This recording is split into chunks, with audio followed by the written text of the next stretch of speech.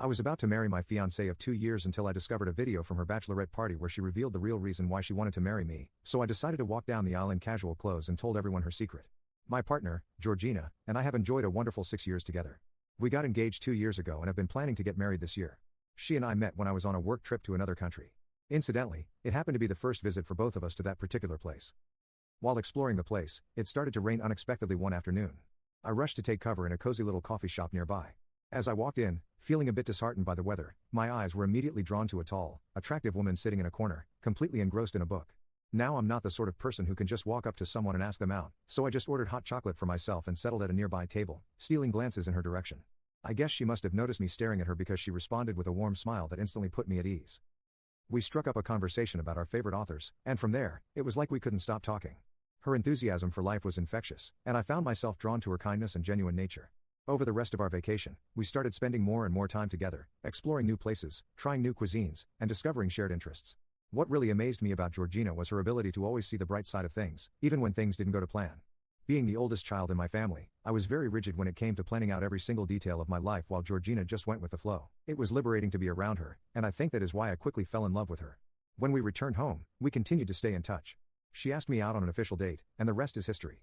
She had this incredible sense of humor that never fails to make me laugh even on the toughest days, and her support for my dreams and aspirations has always been unwavering. Georgina has been very open with me about her family's challenging history. She shared very early on that her father was abusive and left her and her mother with very little money when she was just a baby. Her mother, Carl, had to take on various odd jobs to make ends meet. He single-handedly had to cover rent and Georgina's education and put food on the table, which must have been horrible for him to handle alone.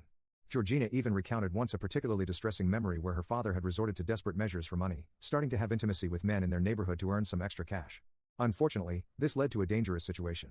Georgina vividly remembers the humiliation from that incident, and it's something that has deeply affected her. This is why she has worked so hard all her life to provide for her father.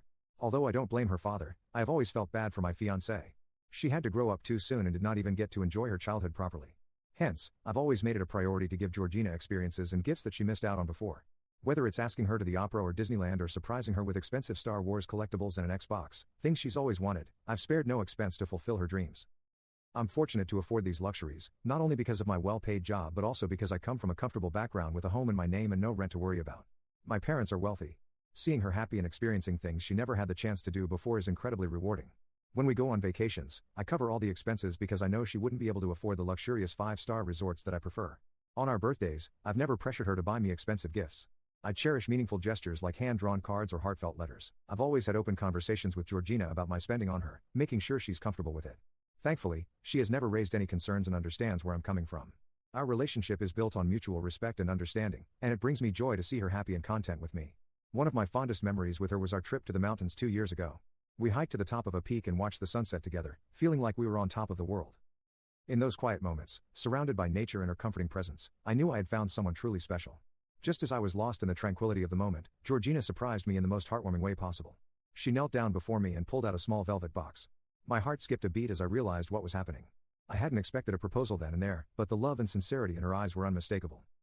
Inside the box was a ring that sparkled in the fading light, a ring she had been quietly saving up for to mark this very moment. Tears of joy welled up in my eyes as I said yes without hesitation, feeling an overwhelming sense of gratitude and love. In that breathtaking setting under the canopy of the evening sky, I knew in my heart that I had found not just a partner but my soulmate. That evening, as we descended the mountain together hand in hand, I couldn't stop smiling. It is a memory etched into my heart forever. When we started planning our future together, I felt incredibly lucky to have Georgina by my side. She wasn't just my fiancée. She was my best friend and my confidant. My parents love her as much as I do. However, the only person who seems to have a problem with us is her father. Dealing with Georgina's father has been a challenge for me.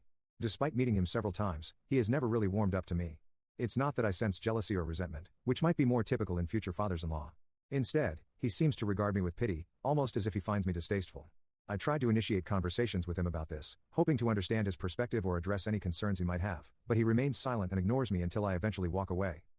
It's perplexing and hurtful because I genuinely want to build a positive relationship with him for Georgina's sake.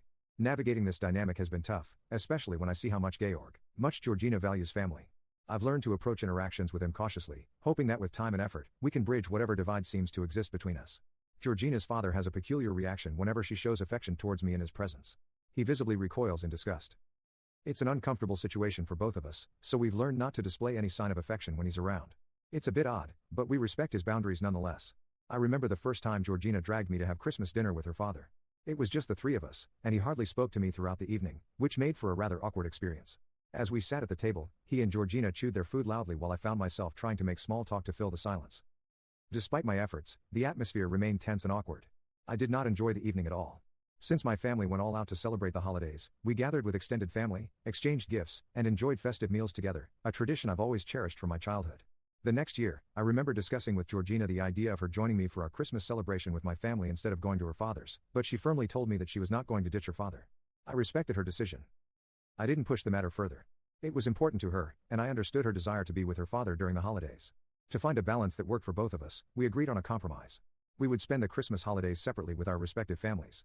This way, Georgina could enjoy the day with her father, and I could celebrate it with my family.